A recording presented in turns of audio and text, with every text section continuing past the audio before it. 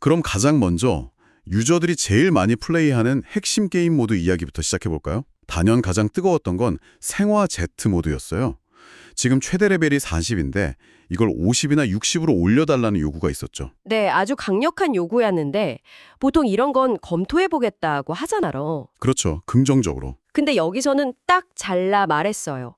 단기적으로 레벨 상향 계획이 없다고 딱 잘라 말했어요. 오, 그렇게 단호하게요?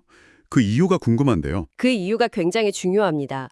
개발팀은 생화 Z 모드가 이미 스킬이랑 컨텐츠가 너무 많이 쌓여서 뭐랄까 좀 비대해졌다고 진단하고 있는 거예요. 아, 너무 커졌다. 네, 여기서 레벨 상향이랑 새 스킬을 또 추가하면 정작 유저들이 원하는 핵심 스킬을 뽑을 확률이 오히려 낮아진다는 거죠. 아, 소위 희석된다고 하는 그 문제군요.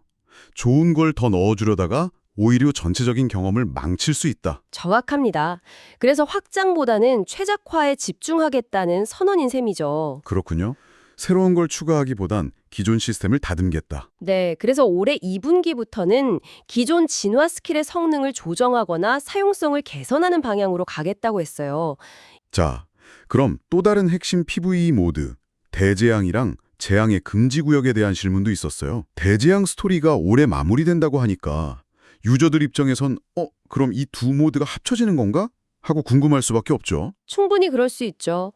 하지만 개발팀은 이것도 합칠 계획이 없다고 선을 그었습니다. 이것도요? 네, 두 모두가 추구하는 재미의 방향성이 완전히 다르다고 본 거예요.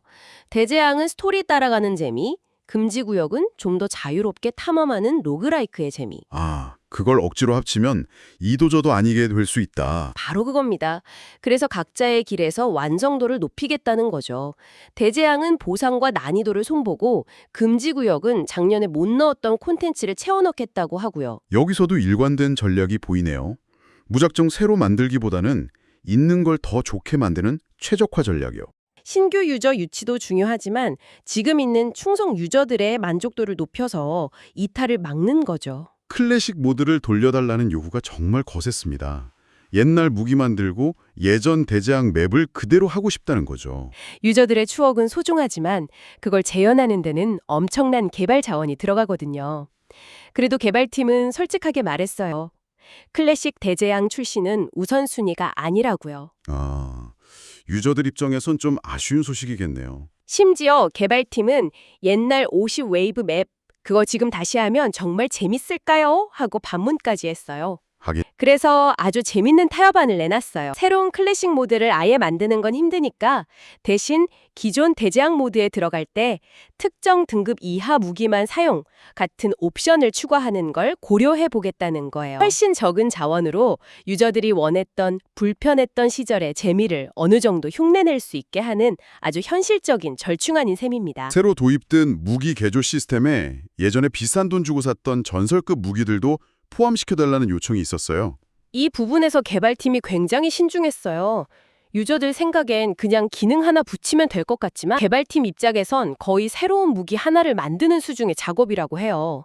특히 옛날 무기들은 지금 밸런스랑 안 맞아서 섣불리 넣었다간 게임 전체 생태계가 무너질 수 있다는 거죠. 그래서 당분간은 새로 출시되는 무기 위주로만 개조 시스템에 추가하겠다고 한 거고요. 이건 기존 유저 자산을 보호하면서도 회사 입장에서 수익도 생각해야 하는 아주 현실적인 결정이죠. 무기 가격 자체에 대한 불만도 나왔어요. 적은 돈으로 가볍게 즐기고 싶다는 근본적인 질문이었죠. 개발팀도 수년간 고민해온 문제라며 솔직하게 인정하더라고요. 그러면서 두 가지 해결책을 제시했는데 첫째, 게임 플레이만으로 얻는 초월 무기 칩의 무료 지급량을 2025년부터 늘리겠다는 거예요. 목표는 꾸준히 하면 언젠가는 돈 안 쓰고도 초월 무기를 얻게 한다. 소위 시간을 돈으로 사는 모델을 더 강화하겠다. 그렇죠. 그리고 두 번째 해결책이 바로 아까 말한 개조 시스템의 활용이에요. 개조를 여러 단계로 나눠서 과금 부담을 분산시키겠다는 겁니다.